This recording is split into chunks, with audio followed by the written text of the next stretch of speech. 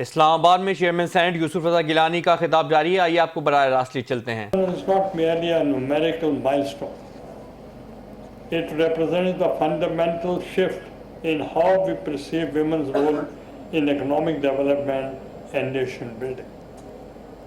No discussions of women's empowerment in Pakistan can be complete without acknowledging the extraordinary legacy of Shaheed Mahatma Benazir Bhutto, a leader whose vision and courage and unwavering commitment to women's rights continue to inspire us all. As the first woman to lead a democratic government in Muslim majority country, she shattered glass ceilings and proved that gender is no barrier to leadership and achievement. I had the profound honor of serving under her leadership and witnessing her dedication to women's empowerment firsthand. Her government established women's studies centers at 5 universities, created first women bank to address the financial needs of women entrepreneurs, reserved 5% quota for women in public sector jobs, and launched the Lady Health Workers Program. Benazir Bhutto understood a fundamental truth that guides us today. A nation cannot achieve its full potential if half its population is sidelined.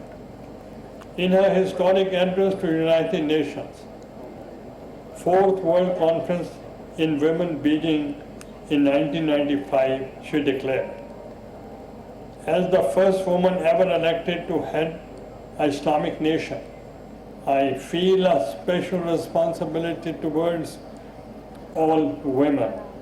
Her words were not merely rhetoric, they were a commitment to action, a promise to future generations, and a challenge to all of us continue to work she began. The Pakistan People's Party under her leadership embraced women's empowerment not as a political slogan, but as a core principle of governance. She believed deeply in the empowerment more than political liberty. It meant economic independence, social equality, and the right to participate fully in business and marketplace. Her vision laid the foundation for women chambers we celebrate tonight. Ladies and gentlemen, throughout my years in public service as a Speaker of the National Assembly, Prime Minister and now the Chairman of the Senate, I have personally seen how the active participation of women strengthens our nation and transforms every sphere of public life. When provided with the opportunity and support, women consistently emerge as a catalyst for change, driving innovation, generating employment, and contributing to sustainable development.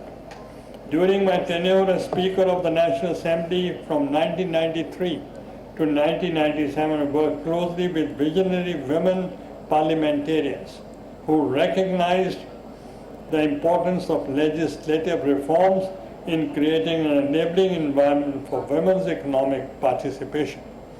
Later, as Prime Minister from 2008 to 12, my government made conscious efforts to place capable women in key ministerial roles, reinforcing our commitment to inclusive governance.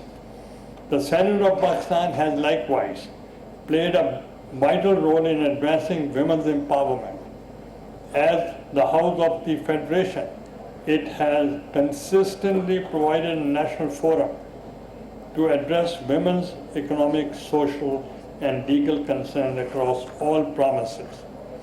Through its committees and oversight functions, the Senate continues to review legislation, scrutinize policies, and monitor government programs aimed at strengthening women's participation in the economy and promoting entrepreneurship. Under my chairmanship, the Senate remains firmly committed to reforms that remove structural barriers and recognize women not merely as beneficiaries of development, but as equal partners in Pakistan's economic transformation. Distinguished guests, I firmly believe that Pakistan cannot succeed without an active participation of women in all walks of life, including business and entrepreneurship. This is not merely a matter of equity or social justice. Through both are critically important. It is a matter of economic necessity and national progress. The current landscape presents both serious challenges and immense opportunities. Women form a substantial share of Pakistan's population, yet their participation in the formal economy remains far below its potential. Their presence in